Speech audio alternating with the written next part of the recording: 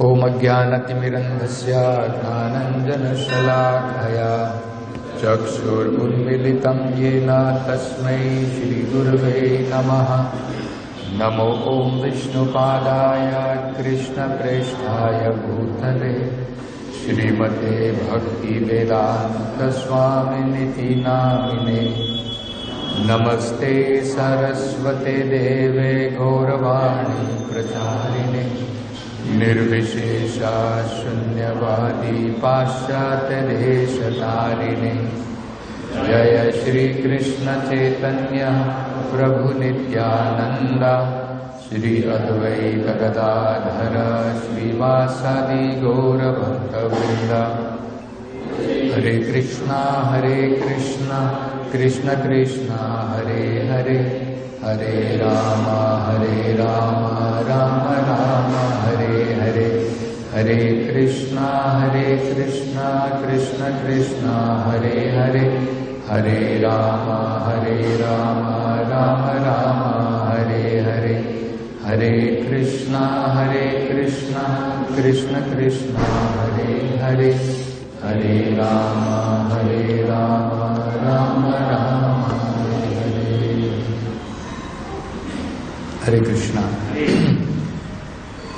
यह अत्यंत महत्वपूर्ण संदर्भ है, विषय है, जिसे सभी भक्तों को गौरपूर्वक समझना चाहिए।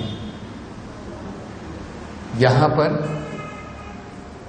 4 कुमार भी भगवान के भक्त हैं और भगवान के 2 द्वारपाल भी भगवान के भक्त हैं। इन दोनों में जब ये 4 कुमार, क्योंकि इन 4 कुमारों में भगवान के दर्शन की अत्यंत आतुरता थी और वो भौतिक संसार से पूर्ण रूप से मुक्त थे, योग्य थे, उनके मन में द्वंद्व नहीं था। ये योग्यता प्राप्त करने के कारण उनका वैकुंठ धाम में प्रवेश का अधिकार था, क्योंकि उनके अंदर में ये योग्यताएं थी, क्वालिफिकेशन थी। योग्यता होने के उपरांत, उसके बावजूद भी जो ये भगवान के द्वारपाल थे, ये नहीं समझ सके कि ये भगवान के महान भक्त हैं, भगवान के दर्शन के लिए यहां पर आए हैं। ये ना समझने के कारण उनके मन में द्वंद्व था, तो उन्होंने अपने डंडे के द्वारा इन 4 कुमारों को रोक दिया, अपराध किया। ये 4 कुमार आपस में विचार विमर्श कर रहे हैं। ये अत्यंत महत्वपूर्ण है। देखिए, जब उन्होंने देखा वैकुंठ धाम में, जहां पर द्वंद्व नहीं होना चाहिए, ड्युअलिटी नहीं होनी चाहिए, यहां पर भगवान के भक्त के रूप में 2 व्यक्ति ऐसे हैं जिन्हें ये ज्ञान नहीं है। भक्त कौन है, अभक्त कौन है, और जिन्होंने घोर अपराध किया इन 4 कुमारों को रोककर। इसलिए उन्होंने विचार विमर्श किया कि इनको दंड देना उपयुक्त है। मतलब भक्ति में भी दंड मिलता है, हमें सावधान रहना चाहिए। ऐसा नहीं सोचना मैं भक्ति में आ गया हूं, अब मैं सारे ट्रांसेंडेंटल,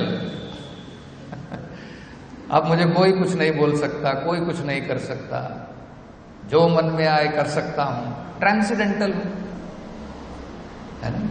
कई बार हम लोग ऐसे विचार कर लेते हैं और इसलिए कई बार हम जो है, नहीं मैं डिवोटी हूं, डिवोटी, मैं किसी को भी कुछ बोल सकता, कुछ भी कर सकता। कई बार हम लोग ऐसा विचार करते हैं।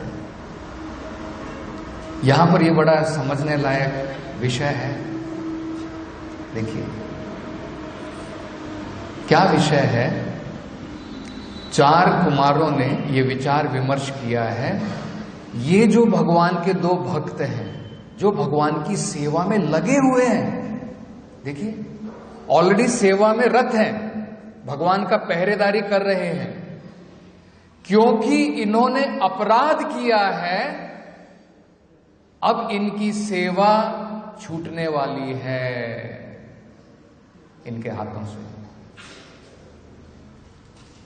मतलब हमें भी कितना सावधान रहना चाहिए कि मैं भगवान की सेवा में आया हूं, अगर मैं कुछ ऐसा काम करता हूं जो भगवान के भक्तों के विरोध में है, जो भगवान के भक्तों के लिए अपराध है, भगवान ऐसी सिचुएशन, ऐसी परिस्थिति पैदा कर सकते हैं जिससे भगवान की सेवा हमारे हाथों से निकल सकती है। हमें सावधान रहना चाहिए कि नहीं? महत्वपूर्ण है ये, यहां पर हम लोग देख रहे हैं। लेकिन यह भी समझना अत्यंत महत्वपूर्ण है, जो सजा 4 कुमार अब इन 2 द्वारपालों को देने वाले हैं, जो 2 अन्य भक्त थे भगवान के, उनको जो देने वाले हैं, वो उनके लिए भी श्रेष्ठ है। ये जो विषय है बड़ा महत्वपूर्ण है। भक्तों के बीच में किस प्रकार का आदान प्रदान सही प्रकार से होना चाहिए, बहुत इंपॉर्टेंट है, बहुत महत्वपूर्ण है। इसे जरा समझने का सही प्रकार से प्रयास कीजिए। देखिए यहां पर हम देखेंगे 2 द्वारपालों ने ये सजा बड़े ही नम्रता पूर्वक ली। उन्होंने नहीं कहा अरे हम भगवान के डिवोटी हैं, हमारा अधिकार बनता है, हम द्वारपाल हैं, ये हमारे ऊपर है, किसको अंदर आना है किसको अंदर नहीं आना है हमारे ऊपर है। हमने अपनी सेवा की, ये हमारी सर्विस थी। सिक्योरिटी गार्ड की सर्विस होती है ना, किसको अंदर आना है किसको नहीं अंदर आना है वो उसके ऊपर डिपेंड होता है। तो वो चाहते तो इस प्रकार से वार्तालाप कर सकते थे, आर्ग्यूमेंट कर सकते थे, लेकिन वो भी भगवान के भक्त थे। क्योंकि वो भगवान के भक्त थे, तुरंत उनकी समझ में आ गया हमने अपराध किया है। ये भक्त के लक्षण हैं। जो भक्ति में है, नाम मात्र से अपराध करने के बावजूद भी कहता है मेरी कोई गलती नहीं है, सब आपकी गलती है, मेरी कोई गलती नहीं, मैंने कुछ नहीं किया। अभक्त है, भक्त के लक्षण नहीं है उसके अंदर। यहां पर हम देख रहे हैं अब जो है 4 कुमारों ने ये निर्णय लिया है कि इन 2 भक्तों को ये सजा महत्वपूर्ण है। और ये सजा क्यों है? क्योंकि इनकी बुद्धि भ्रष्ट हो गई है। सजा देने के लिए देखिए पिताजी कई बार जो है बेटे को थप्पड़ मारता है, प्यार से भी समझाता है। जब प्यार से नहीं समझता है तो कई बार थप्पड़ मारना पड़ता है। डॉक्टर जो है पेशेंट को अगर चाहे तो जब परिस्थिति ऐसी है तो एक गोली दे सकता है, मीठी दवाई दे सकता है, लेकिन कई बार ऑपरेशन करना पड़ता है, हाथ भी काटना पड़ता है, पांव भी काटना पड़ता है। तो ये ऐसा नहीं है कि डॉक्टर उसको परेशान कर रहा है, नहीं, वो जो मरीज है उसने ऐसी परिस्थिति बना ली है कि अब दवाइयों से काम चलने वाला नहीं है, अब उसे ऑपरेशन ही करवाना पड़ेगा अगर उसे जिंदा रहना है तो। इसी प्रकार पिताजी ने बेटे को बहुत समझा लिया, बेटा ये नहीं करना वो नहीं करना, जब उसकी समझ में नहीं आ रहा तो क्या करेगा? फाइनली थप्पड़ मारेगा, थप्पड़ मार करके सही रास्ते पर ले। प्यार से भी वही है, प्यार से मना करके भी सीधे रास्ते पर, लेकिन जब नहीं माना तो क्या करना है? फाइनली दंड देना पड़ता है। तो ठीक इसी प्रकार इन 4 कुमारों ने ये निर्णय लिया कि अब इनको दंड देना ही पड़ेगा। दंड देने से क्या होगा? इन्होंने जो गलती की है वो उनकी समझ में आएगी, जिसके द्वारा ये शुद्ध हो जाएंगे। बहुत महत्वपूर्ण है। जब हमें गलती समझ में आ जाती है, कई बार क्या होता है, जब दंड नहीं मिलता है तो गलती समझ में भी नहीं आती है, और अगर गलती समझ में नहीं आएगी तो हम शुद्ध नहीं हो सकते हैं। एक बार मैं अपने जीवन की कथा बताता हूं, और मैं बड़ा धन्यवाद देता हूं अपनी अथॉरिटी का कि उन्होंने मुझे वो सजा दी। क्या हुआ, शुरुआत में जब मैं जस्ट कनिष्ठ भक्त के रूप में जब मैंने मंदिर में प्रवेश किया, तो मैं सोचता था मैं ही एक हूं जो बड़े ध्यान से भगवत कथा सुनता हूं। तो कई बार मैं देखता था कि कुछ भक्त लोग जो हैं भागवत सुनते सुनते सो जाते थे, तो मुझे अच्छा नहीं लगता था। तो भागवत कथा के समय में जब प्रश्न उत्तर होते थे, तब मैं ये प्रश्न पूछता था, प्रभु जी भागवत कथा इतनी महत्वपूर्ण कथा चल रही है और कुछ भक्त लोग सो रहे हैं, ऐसा क्यों है? खड़ा होकर के मैं प्रश्न पूछता था। तो प्रभु जी ने समझाया, नहीं देखो, भक्त लोग बड़े जो है सवेरे से लेकर के 3 बजे उठते हैं, 3:30 बजे उठते हैं, और पूरे दिन जो कर्मी लोग होते हैं वो 8 घंटे काम करते हैं, लेकिन भक्त लोग 12 घंटे से भी ऊपर काम करते हैं, सवेरे से लेकर के केवल सेवा में लगे रहते हैं। तो हो सकता है थकान के कारण कई बार उनको नींद आ जाती। इस प्रकार से समझाने का प्रयास किया, लेकिन मेरी समझ के बाहर था। 2-3 बार ऐसा प्रश्न पूछा। एक बार क्या हुआ, फाइनली मीटिंग चल रही थी, बड़ी महत्वपूर्ण जो है मीटिंग चल रही थी। तो वो मीटिंग में भी मैंने देखा कि एक भक्त लोग जो है आराम से सो रहा, तो मैं खड़ा हो गया मीटिंग में, और खड़ा होकर के मैंने कहा कि प्रभु जी इतनी महत्वपूर्ण मीटिंग चल रही है और मीटिंग में भी डिवोटी लोग सो रहे हैं। तब जो है, जो हमारे कृष्णा भावनामृत में वरिष्ठ भक्त मधु पंडित प्रभु हैं, उन्होंने 1 घंटे तक लेफ्ट एंड राइट मीटिंग नहीं हुई उस दिन। फिर 1 घंटे तक केवल क्लास चली, और उन्होंने कहा कि तुम क्या सोचते हो, ये तुम्हारा अधिकार है ये पूछने का, कौन सो रहा है कौन नहीं सो रहा है, ये तुम्हारा क्या काम है? ये टेंपल की अथॉरिटी का काम है, गुरु का काम होता है।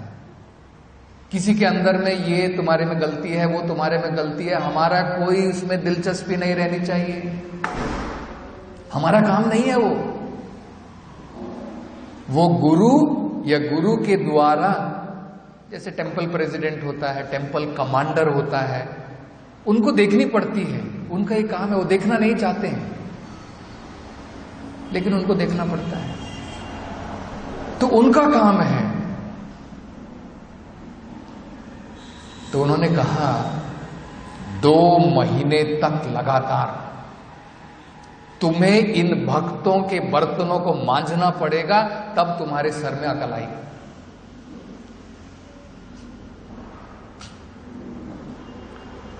तो भगवान की कृपा थी और मेरी भी समझ में आ गया। तो तुरंत जो है मैंने ग्रहण किया कि yes, this is my mistake, ये मेरी गलती है और मुझे सजा भुगतनी पड़ेगी। तो 1 महीने तक लगातार मैंने जो है भक्तों के वेसल्स और बड़े बड़े भांडे जो है क्लीन किए, वॉशिंग किए। तो एक बार एक डिवोटी ने जाकर के देखा, क्योंकि लगातार पानी में पांव रखने से मेरे पांव में फंगस आ गई।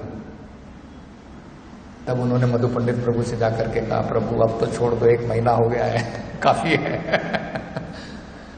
उनके पांव में छाले पड़ गए हैं। तब जाकर के जो है रिलीव हुआ। आज तक मुझे वो याद है। तो हमें ये समझना है, भगवान की भक्ति में सजा भी जो है किस लिए होती है?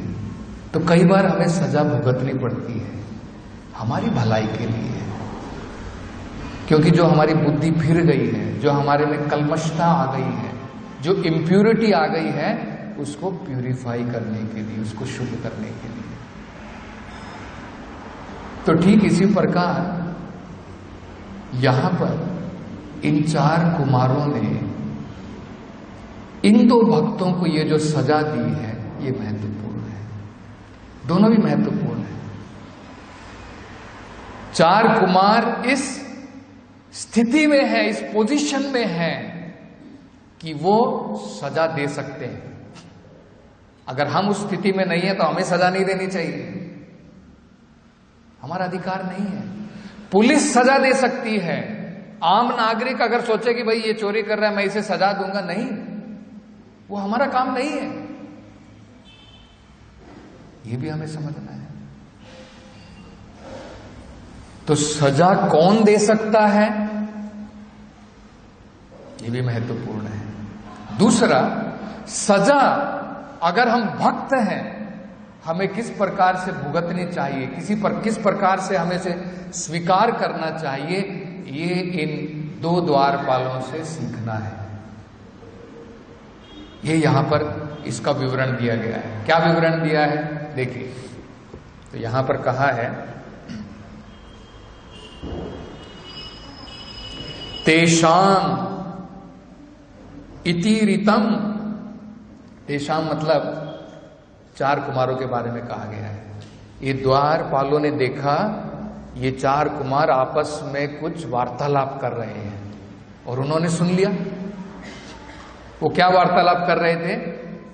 ये वैकुंठ लोक में भगवान के भक्त के रूप में ये जो द्वारपाल खड़े हैं, इनके मन में कहां से द्वंद आ गया? ये वैकुंठ लोक में रहने के लायक नहीं है, ये द्वंद लोक में जाना चाहिए। इनके मन में द्वंद है, ये भौतिक संसार में भी द्वंद है, वैकुंठ लोक में द्वंद नहीं है। ये गलती से यहां पर आ गए, लगता है इन्हें दोबारा भौतिक संसार में जाना चाहिए। जब इस प्रकार से सुना, तेषाम इति ईरितम उभौ, उभौ मतलब ये दोनों द्वारपाल, अवधारया, अवधारया मतलब तुरंत उनकी समझ में आ गया। क्या समझ में आ गया? घोरम, हम लोगों ने घोर अपराध किया है। देखिए,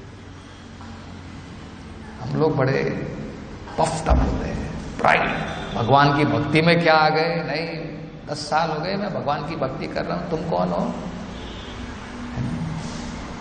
भगवान की भक्ति में ये नहीं, भगवान की भक्ति शो बॉटल नहीं है, हमें समझना है। कंठी माला पहन ली, एक चैंटिंग बैग टांग लिया, ये मेरा पासपोर्ट है, कहीं पर भी जाओ कुछ भी करो, है ना? हम लोग कई बार ऐसा सोचते हैं। पुलिसमैन अगर पुलिस की ड्रेस में, इसका मतलब ये नहीं कि जो मन में आए करे, सबको लाठी मारेगा, नहीं। तो ये हमें समझना है, भगवान की भक्ति में किस प्रकार से हमें आपस में आदान प्रदान करना है, किस प्रकार से भक्ति करनी है, ये एक साइंटिफिक प्रोसेस है। मूर्ख लोगों के लिए भक्ति नहीं है।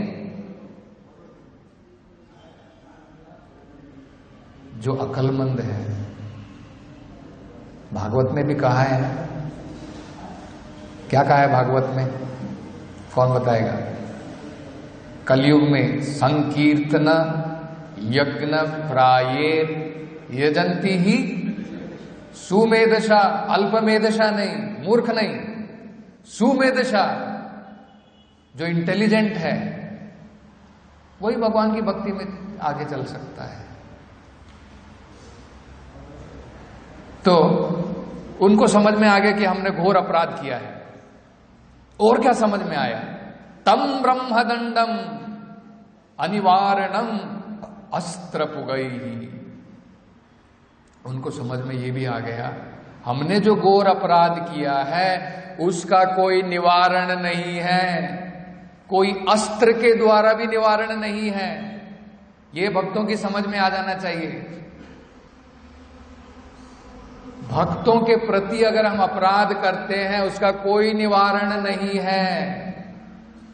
भगवान कृष्ण स्वयं वो भी क्षमा नहीं कर सकते हैं। जब दुर्वासा मुनि ने अम्बरीश महाराज ऐसे महान भक्त के प्रति अपराध किया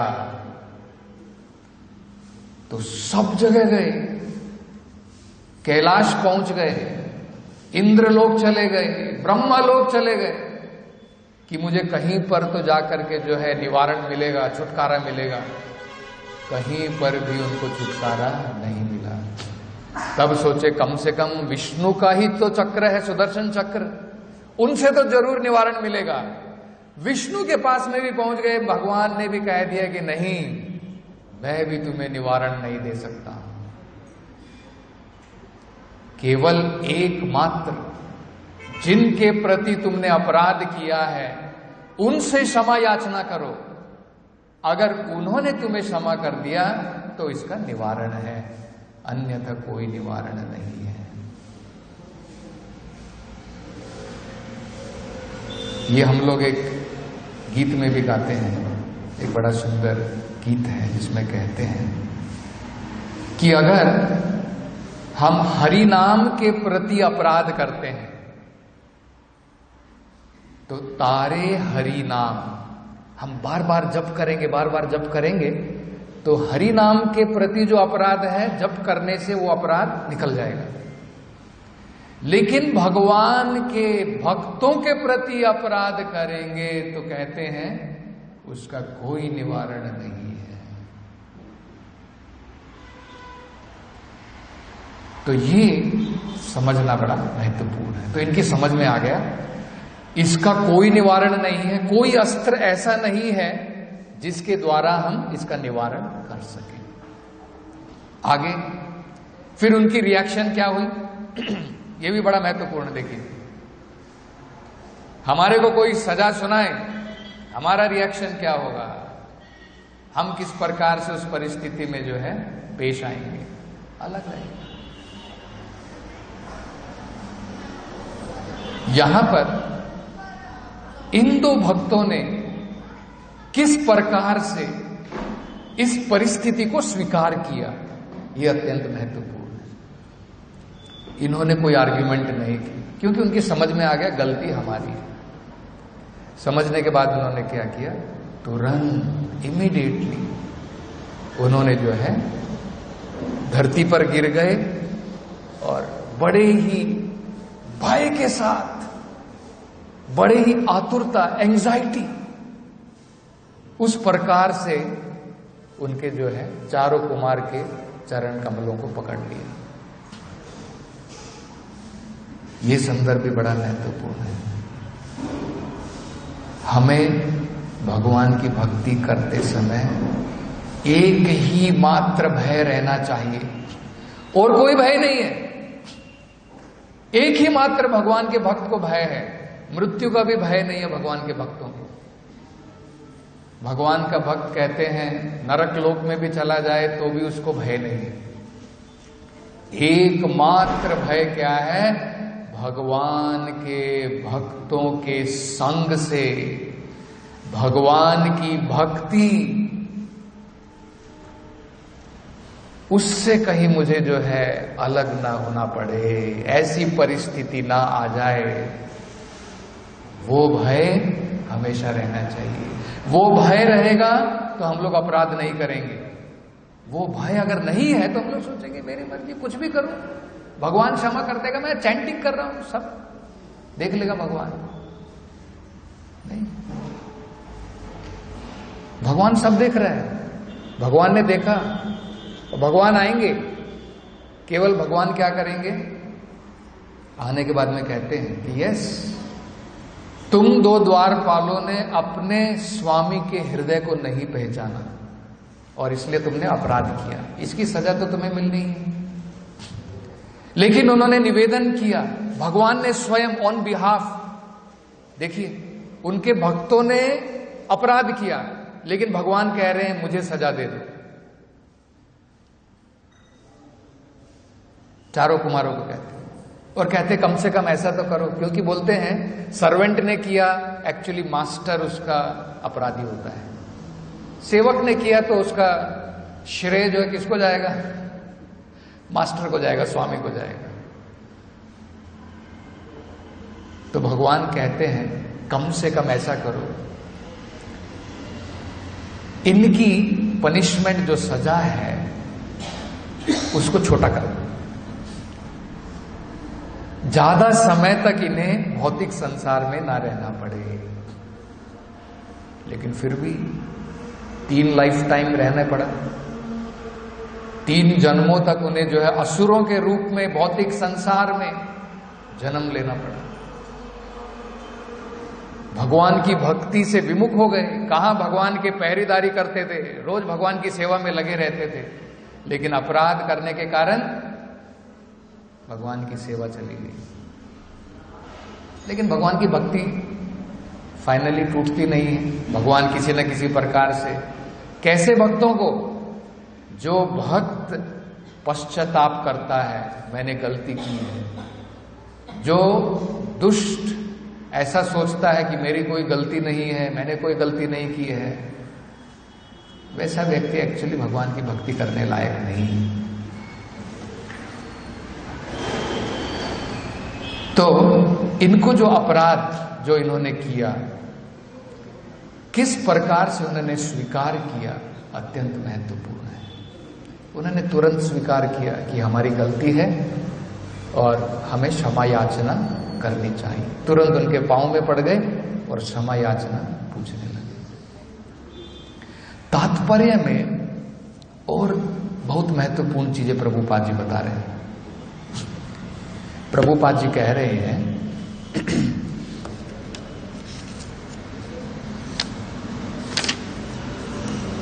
यद्यपि संयोगवश द्वारपालों ने ब्राह्मणों को वैकुंठ के द्वार में प्रवेश करने से रोककर भूल की थी, गलती की थी, लेकिन वो गलती कैसे हुई? बाई चांस, संयोगवश, जानबूझ करके उन्होंने गलती नहीं की है। जानबूझ करके जो गलती करता है उसका कोई निवारण नहीं है।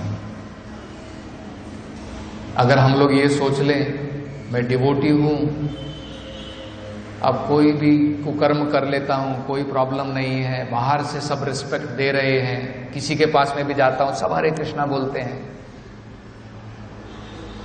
तो कोई प्रॉब्लम नहीं है। बाहर से रहूंगा डिवोटी, अंदर से मुझे जो करना है करूंगा। सिनेमा देखने चला गया, बीड़ी पी रहा है, सिगरेट पी रहा है, औरतों के पीछे भाग रहा है और बाद में चैंटिंग कर रहा है हरे कृष्णा कृष्णा कृष्णा हरे हरे। मतलब क्या है? भक्ति को उसने लाइसेंस बना लिया है। अपराध करता रहूंगा, पाप कर्म करता रहूंगा, बाद में भगवान का नाम ले लूंगा। मतलब क्या है? जानबूझ करके जो व्यक्ति गलती करता है उसका कोई निवारण नहीं। एक्सीडेंटल, भगवत गीता में भी भगवान कहते हैं एक्सीडेंटल फॉल डाउन को भगवान प्रोटेक्शन देते हैं। जो जानबूझ करके करता है भगवान उसको क्यों प्रोटेक्शन देगा? ये हमें समझना है। तो अगर हमें लोगों से रिस्पेक्ट मिलती है, उतनी ही रिस्पॉन्सिबिलिटी हमारे सर के ऊपर है। किस प्रकार से हमें अलग अलग परिस्थितियों में अलग अलग प्रकार से स्वीकार करना है, व्यवहार करना है, ये हमें भगवान की भक्ति में सीखना है। इसे बोलते हैं वैष्णव एटिकेट्स। वैष्णवों में बाहर के लोगों के साथ में किस प्रकार से पेश आना है, किस प्रकार से हर एक परिस्थिति में हमें व्यवहार करना है, किस प्रकार से कार्य करना है, ये वैष्णवा बिहेवियर है, वैष्णवा एटिकेट है। इसे हमें सही प्रकार से समझना है, सीखना है। तो यहां पर प्रभुपाद जी बता रहे हैं, संयोगवश अगर भगवान का भक्त गलती करता है, जैसे इन दो द्वारपालों ने की, फिर भी सजा तो भुगतनी पड़ेगी, लेकिन उसे माफी दी जा सकती है। जो जानबूझ करके गलती करता है उसके लिए कोई माफी नहीं है। ये भी हमें समझना है। दूसरा प्रभुपाद जी यहां पर बता रहे हैं, अपराध कई प्रकार के होते हैं, किंतु सबसे बड़ा अपराध है भगवत भक्त का अपराध, अपमान करना। भगवान के महान भक्तों का अपमान करना वो सबसे बड़ा अपराध है। जैसे एक फाइनल जो है, एक प्रभुपाद जी का बड़ा सुंदर तात्पर्य है भागवतम में। महाराज परीक्षित ने जो अपराध किया वो बाई चांस था, संयोगवश था। महाराज परीक्षित भगवान के श्रेष्ठ भक्त हैं, अत्यंत श्रेष्ठ भक्त हैं। वो भगवान के भक्तों के प्रति अपराध नहीं करते, लेकिन गलती से उन्होंने एक बार अपराध किया। एक महान ऋषि, शमिक ऋषि, उनको मरा हुआ सांप गर्दन में पहनाया, उनका अपमान किया। और देखिए, जिस महाराज परीक्षित की रक्षा भगवान ने गर्भ में भी की,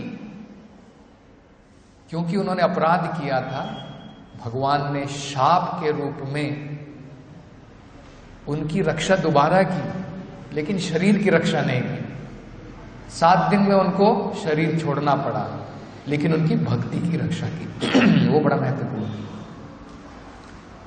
इसलिए परीक्षित महाराज जब उनको शाप मिला, उन्होंने बड़े सुंदर पूर्वक स्वीकार किया। उन्होंने कहा, भगवान, मैं ऐशो आराम में इतना मग्न हो गया था कि मैं भूल गया था कि एक दिन मुझे शरीर छोड़ करके जाना है। आपने मुझे याद दिला दिया। अब कितने दिन भोग करोगे? तुम्हारे पास केवल 7 दिन बाकी है। तो मैं सोचता हूं भगवान, ये शाप नहीं है, ये शाप के रूप में आपका संरक्षण है। It is you. एक शाप के रूप में कृष्ण आप ही उस ब्राह्मण के मुख से निकले हो, क्योंकि एक्चुअली ये सही है। ये शाप अगर नहीं मिलता, परीक्षित महाराज इस प्रकार से पूरे राज्य को नहीं छोड़ते। और उनकी भेंट किनसे हुई? एक अत्यंत महान श्रेष्ठ शुकदेव गोस्वामी से हुई। शाप के कारण, वो भी भगवान की ही संरक्षण है, भगवान की ही प्रोटेक्शन है। तो उन्होंने किस प्रकार से स्वीकार किया? इन 2 द्वारपालों ने इस सजा को, इस शाप को किस प्रकार से स्वीकार किया, ये हम जो है यहां पर सीख सकते हैं।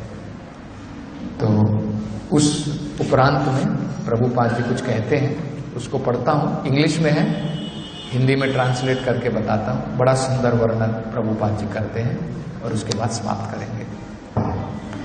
The condition of material world are so made, one has to commit sin willingly or unwillingly.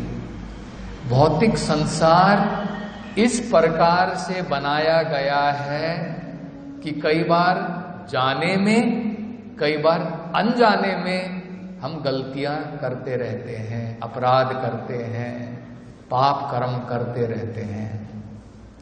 Best example is Maharaj Parikshit, और उसका सबसे सुंदर उदाहरण है Parikshit Maharaj, who was recognized sinless pious king, जिनको कहा जाता था पाप रहित राजा हैं, अत्यंत पुण्यवान राजा हैं। But he also became a victim of offence. लेकिन एक परिस्थिति ऐसी आई जब उन्होंने भी अपराध किया। दो he was ever unwilling to commit such a mistake, वो कभी जानबूझ करके ऐसा अपराध नहीं करना चाहते थे, लेकिन परिस्थिति ऐसी आई कि वो अपराध कर बैठे। He was cursed, but because he was a great devotee of the Lord, even such reverses of life became favorable. उनको शाप दिया गया, लेकिन फिर भी ये शाप भी उनकी इस भौतिक संसार से मुक्ति का कारण बना। द प्रिंसिपल इज, ये यहां पर प्रभुपाद प्रिंसिपल बता रहे हैं, ये बहुत महत्वपूर्ण है, हमें नोट करना चाहिए। Principle is one should not willingly commit any sin. जानबूझ करके हमें कभी अपराध गलतियां नहीं करनी चाहिए। जानबूझ करके, जानने के बावजूद, अनजाने में अगर करते हैं, आगे प्रभुपाद जी बताते हैं। Principle is one should not willingly commit any sin in his life and should constantly remember the lotus feet of the Lord without deviation. Even if there are accidental sin committed by the devotee, Lord saves the surrendered soul from all sins. अनजाने में, संयोगवश, कारणवश अगर भगवान का भक्त कोई अपराध कर बैठता है, भगवान उसको संरक्षण प्रदान करते हैं, क्योंकि भगवान भगवत गीता में कहते हैं, न मे भक्त प्रणश्यति, मेरा भक्त जो है उसका पतन कभी नहीं होता है। तो ये जो है बड़ा सुंदर वर्णन है। और 11वें स्कंद में एक बड़ा सुंदर श्लोक भी आता है जो इस प्रिंसिपल का वर्णन करता है। ये प्रभुपाद का प्रिंसिपल नहीं है, ये वेदों में, भागवत में दिया गया प्रिंसिपल है कि जानबूझ करके अगर हम गलती नहीं करते, अपराध नहीं करते हैं, भगवान जरूर संरक्षण देते हैं, लेकिन जानबूझ करके करेंगे उसका कोई निवारण नहीं। तो कहते हैं, स्वपाद मूलम भजता प्रियायसा, भगवान के जो स्वपाद मूलम, जो भगवान के चरण कमलों की सेवा में लगा हुआ है, भजता मतलब जो भगवान की भक्ति में इस प्रकार से लगा है, वो भगवान को अत्यंत प्रिय है। प्रियस्य त्यक्तानि अभावयसी हरि परेशः, क्यों अत्यंत प्रिय है? क्योंकि उसने बाकी सारी भावनाओं को छोड़ करके, बाकी सारे कर्मों को छोड़ करके भगवान के चरण कमलों का आश्रय उसने लिया है, वो अत्यंत भगवान को प्रिय है।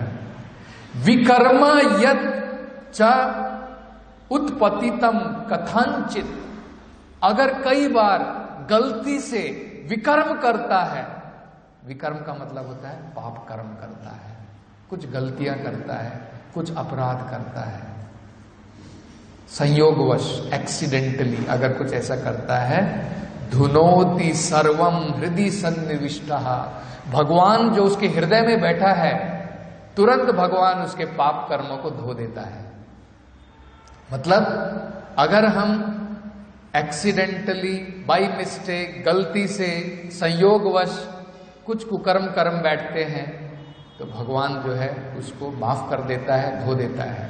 लेकिन अगर जानबूझ करके मैं भक्ति में हूं, भगवान का नाम जप कर लूंगा, कोई प्रॉब्लम नहीं है, और अब मुझे लाइसेंस मिल गया है, किसी को भी कुछ बक दो, किसी को भी कुछ बोल दो, जो मन में आए करो, उस व्यक्ति का कोई निवारण नहीं है, ये हमें समझना है। तो अत्यंत सुंदर प्रसंग है, हम इस प्रसंग से बहुत सारी चीजें भगवान की भक्ति में सीख सकते हैं, और आगे जब अगली क्लास आएगी तो और हम लोग जो है इसका वर्णन करेंगे। ग्रंथराज श्रीमद् भागवतम की जय। जगत गुरु श्रील प्रभुपाद की